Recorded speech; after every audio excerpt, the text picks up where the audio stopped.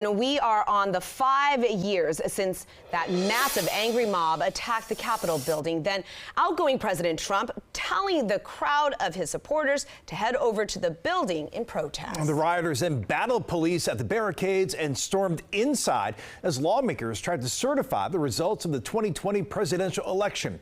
On President Trump's first day of his second term, he pardoned nearly all the 1,500 people charged and convicted, as well as commuted the sentences of the extremist group leaders convicted of spearheading the attacks.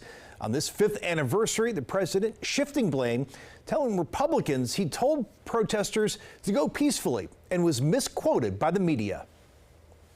I'd much rather do live television than do non-live because, when they say, as an example in my speech, peacefully and patriotically to the Capitol, peacefully and patriotically. Do you know that the Unselect Committee didn't report it, that I said those words? Do you know that the news never reported the words? The White House has since launched this page on its official website with some misleading and inaccurate details, including calling it a peaceful gathering and saying the tensions only escalated because of police.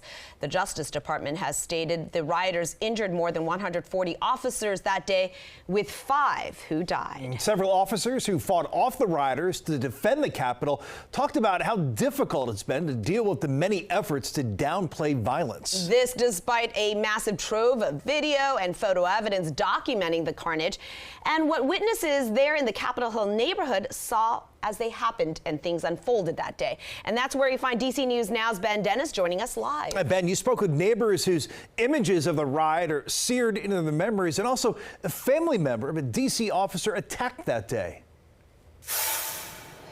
That's right, guys. Neighbors living all over D.C. and right here in the Capitol Hill neighborhood, this memory for them, it is fresh and it is painful, and they felt like they were a stone's throw away from what was unfolding 5 years ago today. And at a building that's not only a symbol of this country's democracy, but a symbol of the town that they call home. On the 5-year anniversary of the January 6th attack. This is the way the Capitol should look.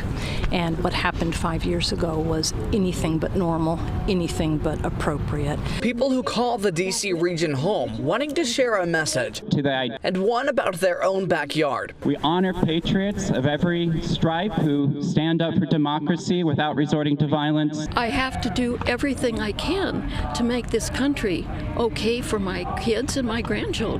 A vigil near the Capitol reflecting pool capped a day of demonstrations commemorating the riot. Some of the more than 1,500 people charged and convicted of crimes from that day and later pardoned by President Trump memorialized Ashley Babbitt on the National Mall. She was killed by an officer while trying to go further inside of the Capitol. Alistair Chang painfully recalls the memory of January 6th. January 6th is remembered as a national moment. And what's forgotten in that story and how we tell it is how much it affected those of us who live here.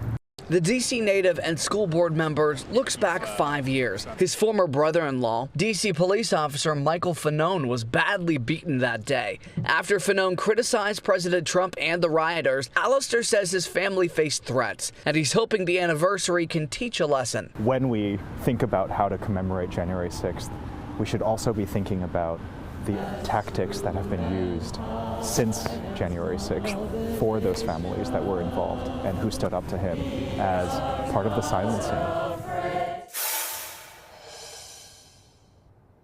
I did reach out to the D.C. Republican Party for comment on this story, a story that is community focused, and they are a community group, but we have yet to hear back.